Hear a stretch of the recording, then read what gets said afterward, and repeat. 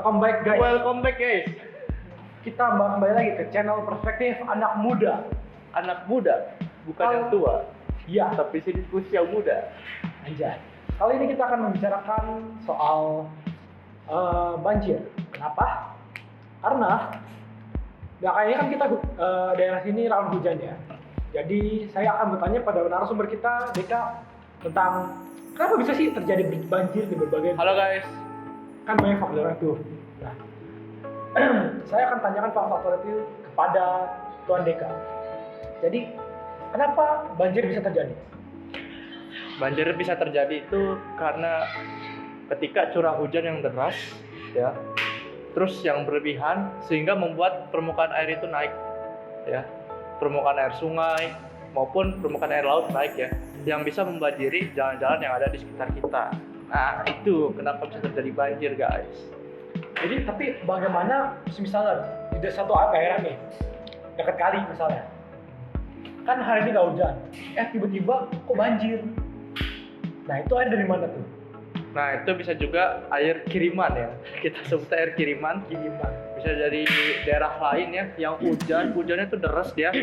Kemudian air sungai dari daerah tersebut ya tidak muat ya, berlebihan sehingga saat nyampe ke tempat yang sungai yang dia tuju itu airnya sudah naik. Jadi naik, setelah itu dia langsung ke membanjiri daratan tersebut. Karena nggak bisa Intinya tuh dia dari kiriman dari daerah lain. Berarti dari tanggul sendiri ya? Iya, itu juga bisa. Tanggulnya kurang dalam mungkin.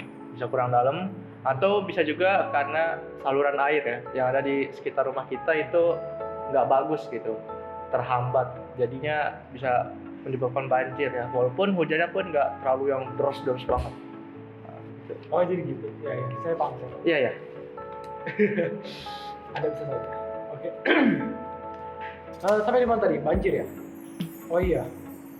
Soal banyak orang yang terkadang banyak orang yang kalau dari alam itu lebih suka mengambil timbang menanam kembali.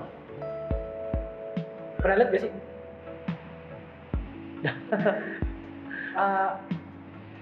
Tentang ada saya lupa ngomong apa tadi.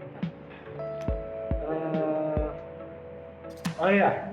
Yang mau gue ngomong itu kayak tentang orang, pendapatnya gimana sih kalau tentang orang-orang yang sukanya nebang pohon doang tapi gak mau ditanam kembali, kayak reboisasinya gak mau gitu. Oh itu ya. Oke, jadi ya itu menurut saya orang-orang yang tamak lah. Dia tuh maunya mau sendiri gitu, mau ambil kepentingan semuanya sendiri sih. Dan itu juga nggak boleh ya, karena kalau misalnya itu diteruskan ya secara bertahap, secara berkepanjangan, itu bisa menyebabkan bukan banjir lagi nanti, tapi tanah longsor. Itu yang lebih berbahayanya dan bisa mengancam ya keselamatan daerah ya, keselamatan orang-orang yang tinggal di daerah tersebut. Nah, tuh dengerin tuh, bagi kalian yang suka ambil pohon doang tapi nggak tanam lagi. Nah itu guys, pentingnya juga reboisasi ya untuk mencegah banjir juga. Nah terus juga gue juga mau ngasih tahu nih, apa tuh penyebab terjadinya banjir. Nah, jadi penyebabnya itu yang pertama adalah ketika air es ya, ketika es yang ada di kutub Antartika itu mulai meleleh. Kok bisa meleleh? Itu karena diakibatkan oleh perubahan iklim. Jadi daerah sono itu menjadi semakin panas, suhunya naik sehingga membuat es tersebut perlahan mencair, sehingga menaiknya permukaan air laut di sana.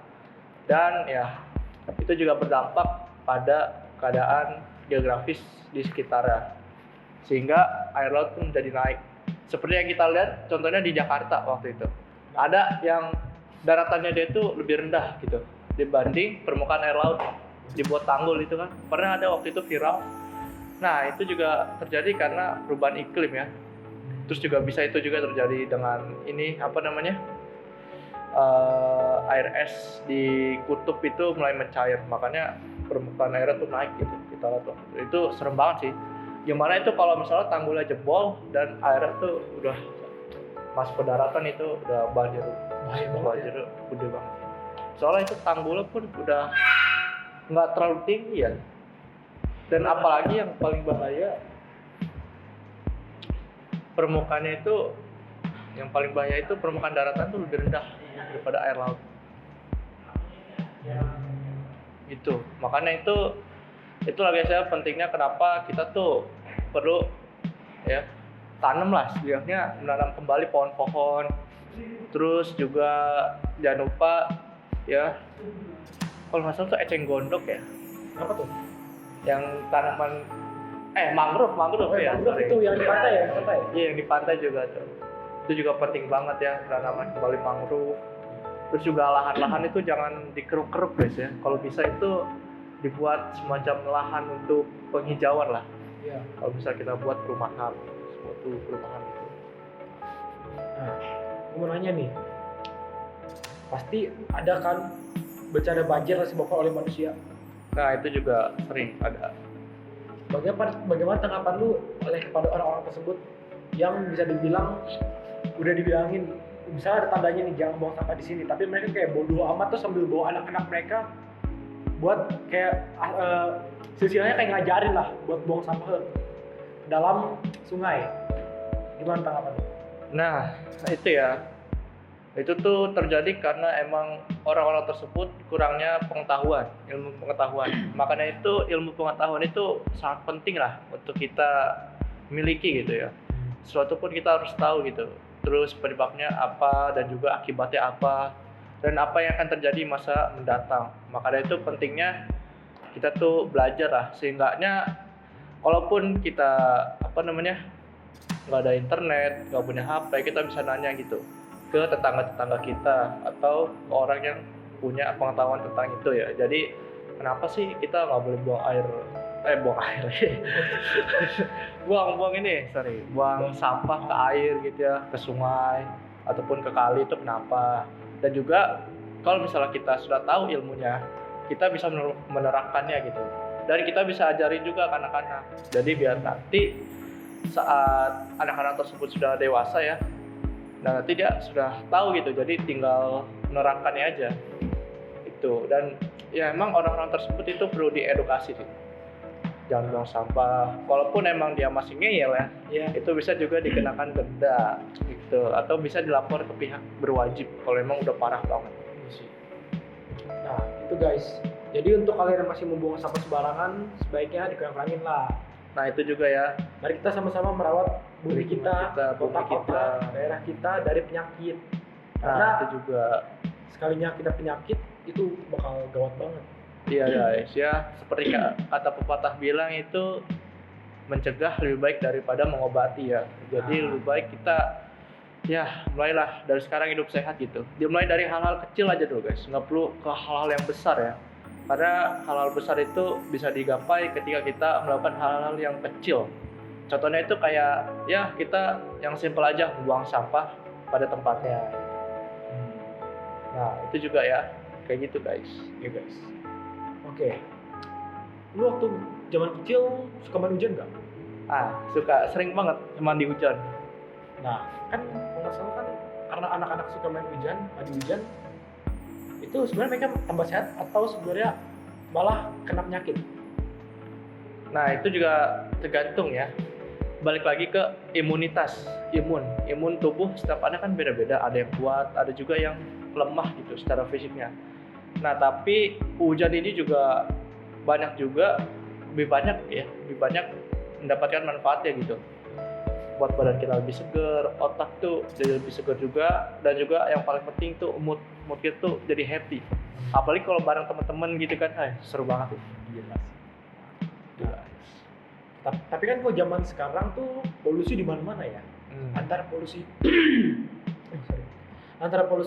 udara ataupun polusi pencemaran air. Nah, pasti kan kalau dari air sendiri terdapat beberapa cairan-cairan yang berbahaya. Contohnya limbah pabrik. Nah, terjadi proses evaporasi dan embunnya itu tersebut mengumpul menjadi awan. Kan setelah menjadi awan, mereka bakal bersatu kembali jadi sebuah hujan. Apakah itu masih baik untuk kesehatan anak-anak?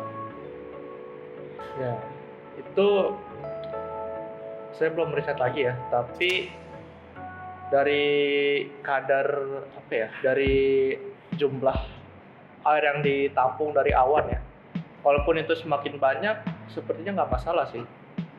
Dan juga ya, karena kan kalau dari limbah gitu ya, limbah pabrik itu dia masih kalah dengan volume air di laut gitu airnya. Jadi mungkin itu dia juga bisa menyatukan di awan dan terjadi banjir dan terjadi hujan maksudnya. Ya menurut saya itu nggak apa-apa sih, nggak terlalu berbahaya kecuali emang limbah tersebut sudah mencemari ekosistem di laut. Nah itu baru bahaya. Kalau masih di daerah limbahnya saja, di daerah pabriknya saja pembuangannya, walaupun itu air ya naik ke atas itu masih nggak masalah, asal dia itu jangan sampai limbahnya tersebut mencemari air laut. Ya. Contohnya kayak di Jepang itu. Gimana tuh? Yang atas saya lupa gimana ya waktu itu. Yang jelas waktu itu ada yang bocor ya, gas atau apa itu limbah pabrik, terus dia itu ke daratan. Yang waktu itu pernah viral beritanya. Sampai bahkan ikan-ikannya itu mati. Terus bahkan juga gara-gara gara-gara kejadian tersebut ya. Itu bahkan kalau nggak salah sampai ke Indonesia kalau nggak salah ya waktu itu. Pencemaran? Iya, ikan-ikan Indonesia juga kena waktu itu. Makanya waktu itu Jepang itu benar-benar inilah ada banyak kritikan gitu tentang limbah tersebut ya, tentang eksperimen mereka. Nggak tahu eksperimen apa ya yang bisa mencemari lingkungan tersebut. Pokoknya itu parah banget kejadian. Oke guys, setelah kita mendengar semua informasi dari Deka tentang apa yang sebenarnya terjadi di bumi kita saat ini, sebaiknya kita mulai menjaga bumi kita dari segala penyakit, segala pencemaran. Oke guys, gue juga mau ngasih tahu nih, gimana sih cara mencegah banjir? Gimana tuh? Nah, yang pertama itu pastinya kita dari hal yang kecil itu dengan cara jangan membuang sampah sembarangan coy, apalagi membuangnya ke kali ataupun ke sungai, itu sangat tidak boleh ya, sangat dilarang coy.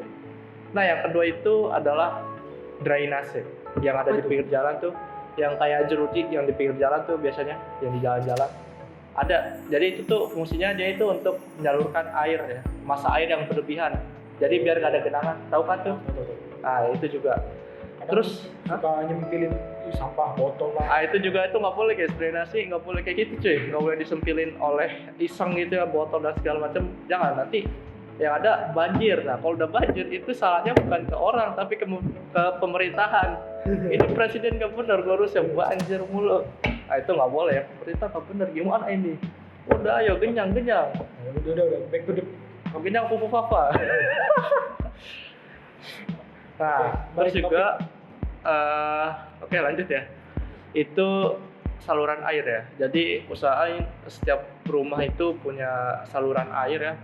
Setiap ya komplek atau kawasan tertentu itu punya saluran air. Jadi biar nanti hujan itu turun, itu masuk ke saluran ya.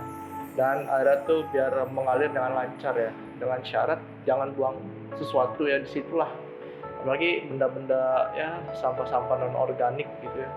Sampah-sampah padat begitu, aduh, yang lama terurainya plastik dan segala macam itu jangan. Nah begitu cuy ya. Lagi Paling oh ya, satu lagi nih adalah akibat terjadi banjir ini cukup parah sih ya, bisa dirasakan oleh kita semua cuy. Jadi akibatnya itu ya yang pertama itu jelas mengganggu kestabilan ekonomi ya.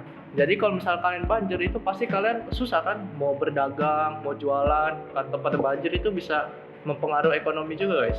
Makanya itu kalian itu membuang sampah nih, buang sampah kecil itu kayak plastik es deh atau plastik makanan gitu, kalian buang sembarangan itu bisa mempengaruhi ekonomi orang lain. Kalau dilakukan secara masak gitu, secara banyak ya, itu bisa terjadi banjir dan orang lain yang mau jual jadi terganggu cuy.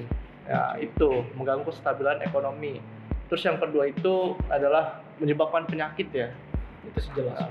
Ya, apalagi itu aduh dari air kali ya itu meluap kotor, apalagi anak-anak kecil yang suka main gitu ya.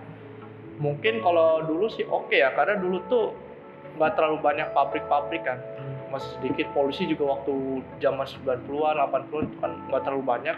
Nah itu mah oke-oke aja. Tapi kalau sekarang banyak pabrik, terus juga perusahaan-perusahaan udah gila-gilaan sekarang, apa-apa ditebang dan segala macam, itu air udah tercemar guys. Air kali pun ya, yang kalian lihat di sekitar kalian pasti warnanya tuh udah nggak bening sih, cuman pasti ada kayak butek-buteknya keruh gitu lah. Iya, keruh gitu.